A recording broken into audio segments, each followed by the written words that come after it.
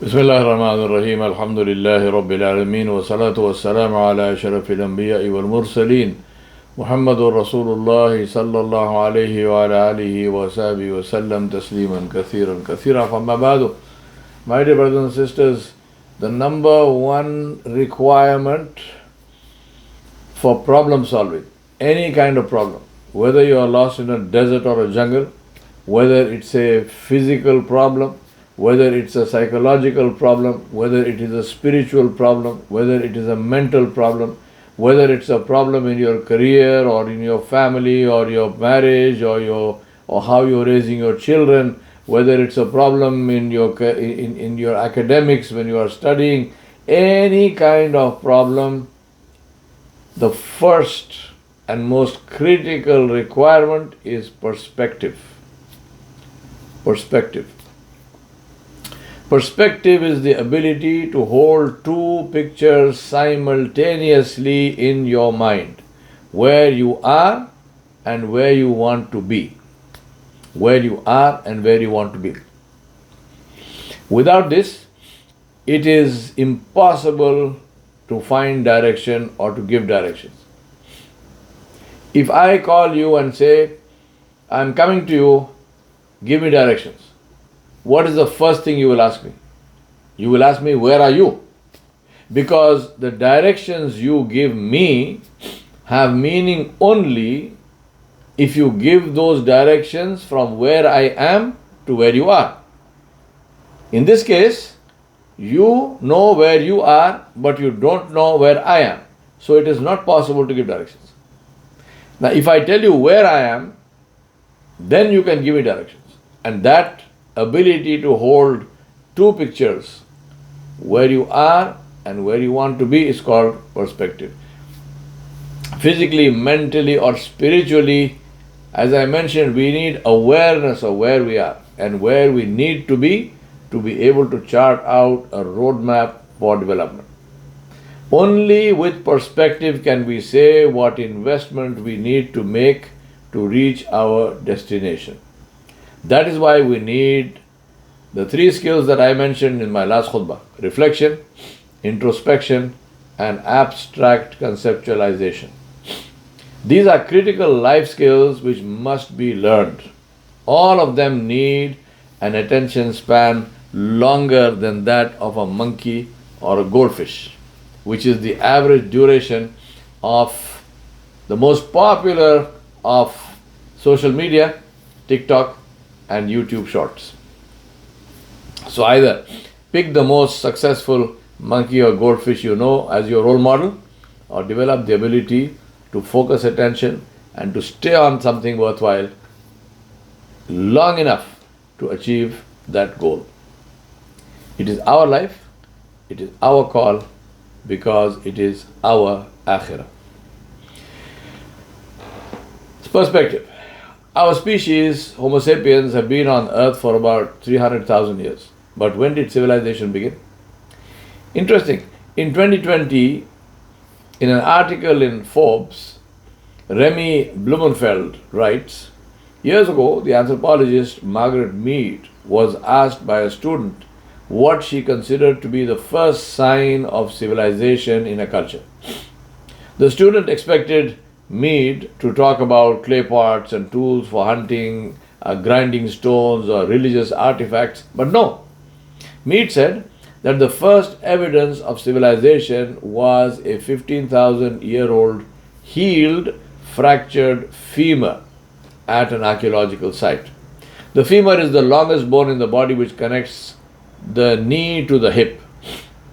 In the wild, a broken femur is a sure death sentence. If the animal, in this case the human being, breaks a femur, then he cannot walk, he cannot run, he cannot escape predators, he cannot find food, he cannot hunt or gather, and he just has to wait for some predator to find him to die. A broken femur that healed is evidence that somebody had taken time to stay with the one who fell, bound up the wound, carried the person to safety, and tended the person through recovery. Helping someone else through difficulty is where civilization starts.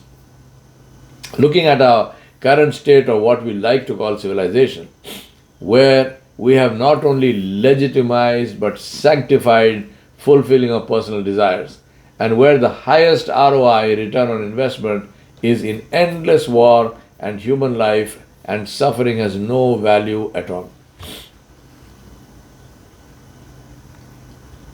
I wonder what Margaret Mead would have said if caring for someone is the mark of civilization. What would you call the deliberate annihilation of people? Passing over centuries like you pass over days, we come to about 5,000 years ago when we find the first writing, Mesopotamian cuneiform script invented in Sumer, present-day Iraq, circa 3200 BCE. And this can be traced to the present-day alphabet. Writing is crucial because that is what distinguishes us from animals and enables us to build on the work of previous generations. All creatures have languages, they communicate, they have life experiences.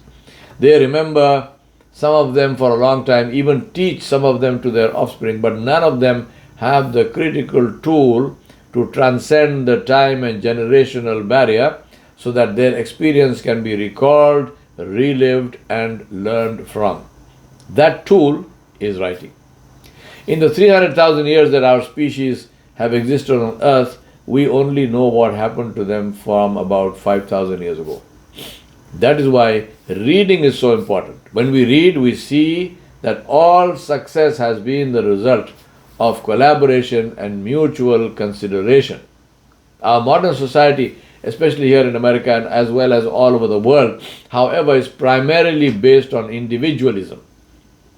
In the words of one of my dear friends, individualism is a philosophy, as a philosophy draws from all corners of the lower nafs, the lower self, absolutely animal desires. It is hedonistic, myopic, egoistic, arrogant, selfish, self-preserving, all masquerading as positive elements for self-realization. Human society is built on cooperative control of individuals for the greater good. No wonder that the social order has unraveled within a couple of generations since the idea of individualism went mainstream. In the American context, this manifests as arrogance, which is disguised as self-esteem and given the status of almost a religious ideology. That feeds into the tyranny of feelings, which super legitimizes subjective feelings to the level that if a person feels a certain way, that is enough for him not only to act according to that feeling, but to expect everyone else to subordinate themselves and their feelings to his feelings, so that his feelings are not hurt. Ed Batista says it very eloquently. He says, my feelings are justified. This is the position of the person today in this society. My feelings are justified because they are my feelings. Nothing else is required. My feelings at this moment take precedence over all other considerations. I have the right to express my feelings any way I see fit. And if I believe that you are causing my feelings, you are obligated to modify your behavior in order to align with my desired emotional state. Now, how completely insane is that?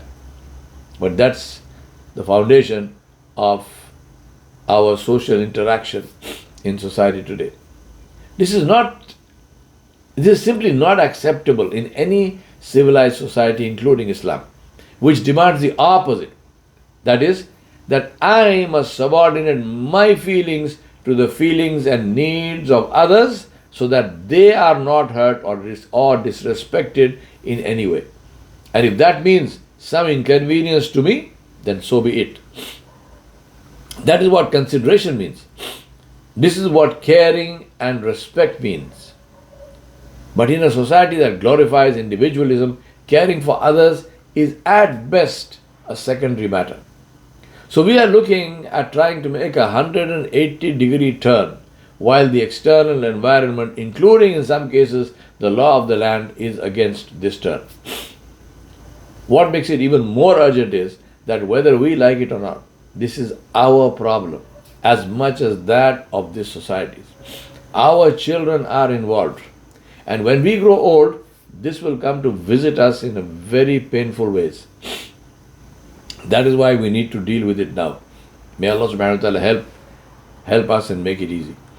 Aldous Huxley, in his book Brave New World, which was published in 1932, argues that much of the anxiety that drives modern society can be traced to a widespread belief in technology as a futuristic remedy for problems caused by disease and war. Listen to this.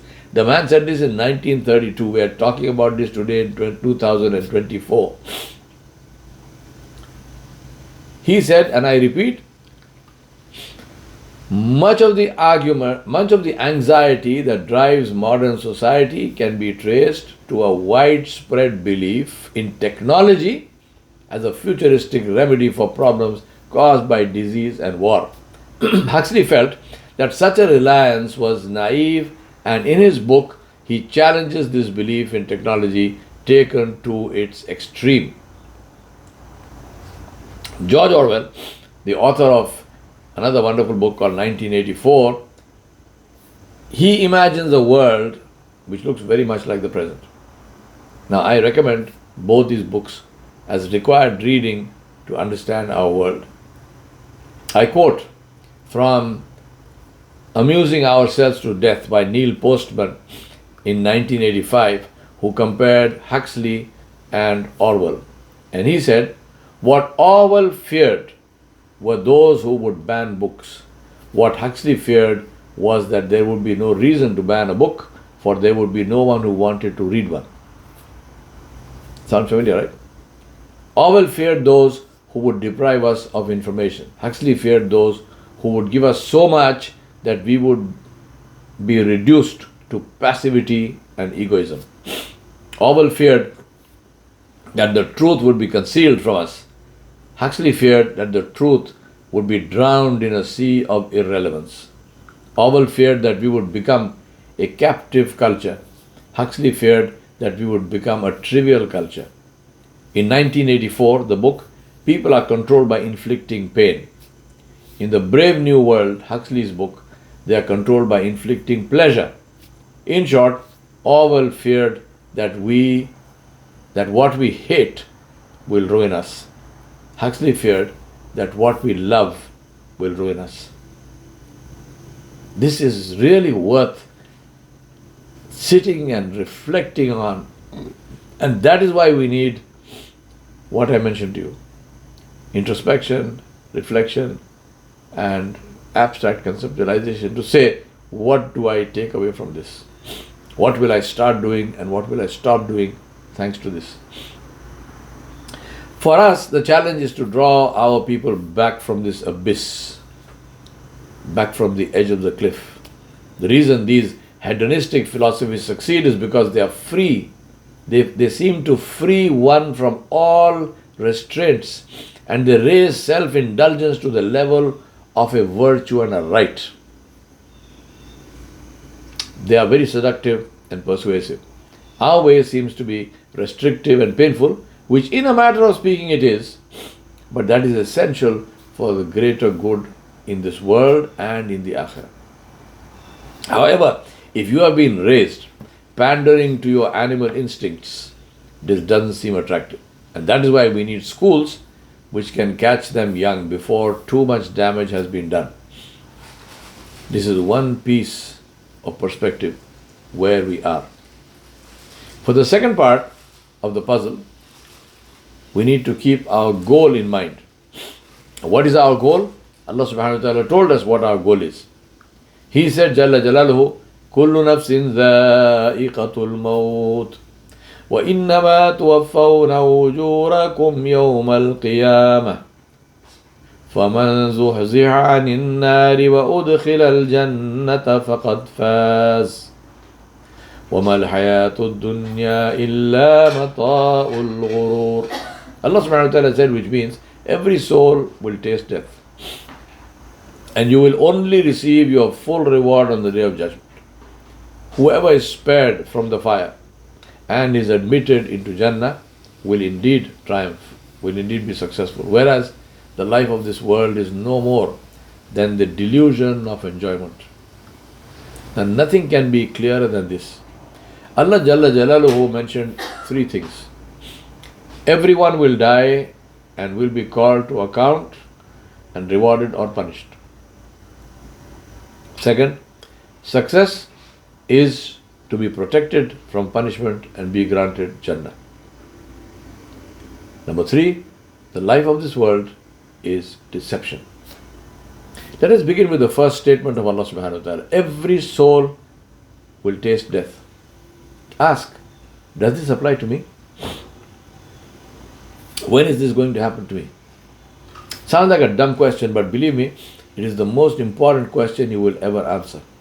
And once you answer it, your life ahead will be crystal clear. If I truly believe in the core of my being, not just intellectually, that I can die at any time and will have to answer to Allah subhanahu wa ta'ala, then I will remember that at every decision point and will never do anything that I know displeases Allah. The second is to remember that to reach a goal, we must have a goal. Let us ask if Jannah is our goal. Is it even on our list? Seriously. I sometimes do this exercise in my leadership courses when I teach goal setting. I ask people to list 3 goals in order of priority. I've never seen anyone write Jannah as a goal. So how can we expect to reach a place which is not even on our list? This must change, and right now. The sign that Jannah is a goal, and it should be our number one goal, not just any goal. The sign that this is our number one goal is that from then on, every decision we take will be and must be based on whether it brings us closer to Jannah. It's like driving. You take the roads, the exits, the turns that lead you to your goal, which you told Siri or whoever to navigate you to. Same principle. We can only reach the goal we aim towards. So let us set our goal. We ask Allah subhanahu wa ta'ala to navigate us to Jannah at least 17 times a day. اهدنا الصراط المستقيم صراط الذين أنعمت عليهم غير المغضوب عليهم ولا الضالين. But then, do we follow that direction or some other? That direction is called the Sunnah. We asked for it, Allah gave it to us. Let us not get deceived by anyone or anything and leave the Sunnah, because it is the only way to Jannah. Lastly, Allah subhanahu wa ta'ala warned us that the life of this world is deception. So we must question everything we see or experience and understand its reality. That is why we have the dua asking Allah subhanahu wa ta'ala to show us the reality behind things. Allahumma arina al-haq. Oh Allah, show us the truth. Allahumma arina al-haq haqqan warzuqna ittiba'ah wa arina al-batila batilan warzuqna ijtinaba. Oh Allah, show us the truth as true and inspire us to follow it, and show us falsehood as falsehood and inspire us to stay away from it. Today we live in a world that excels in deception, and AI will lead the way to blurring the lines between the real world and virtual reality. The thing to remember is that no matter how real virtual reality may appear, it is not real. This doesn't apply only to AI, it applies to life itself.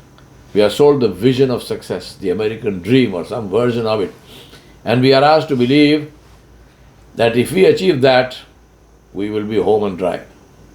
Social media influencers tell us what to eat, how to dress, how to behave, what to like, what to dislike, how to look. And like obedient little sheep, we comply. We don't stop to ask whether those who are apparently living this dream are indeed happy or not. To know that is easy. Just search for celebrity suicides and you will know. In the last 5 years, 150 celebrities committed suicide. On the face of it, every single one of them had achieved that dream which you are chasing. Yet they committed suicide, which is the final act of despair in a life when the person considers himself or herself to be an abject failure. That is why suicide is haram in Islam, because to despair in the mercy of Allah subhanahu wa ta'ala is kufr. The destination depends on the focus. Allah subhanahu, Islam came to change that focus and to guide us to the truth. That in the end, we will pay for what we did or chose not to do. I remind myself and you that when we meet Allah subhanahu wa ta'ala, we will not be asked what happened. We will be asked, what did you do? It is for that day that we must prepare ourselves, and that day must always and always and always be our focus. وصلى الله على نبي الكريم وعلى آله وصحبه أجمعين برحمتك يا أرحم الراحمين.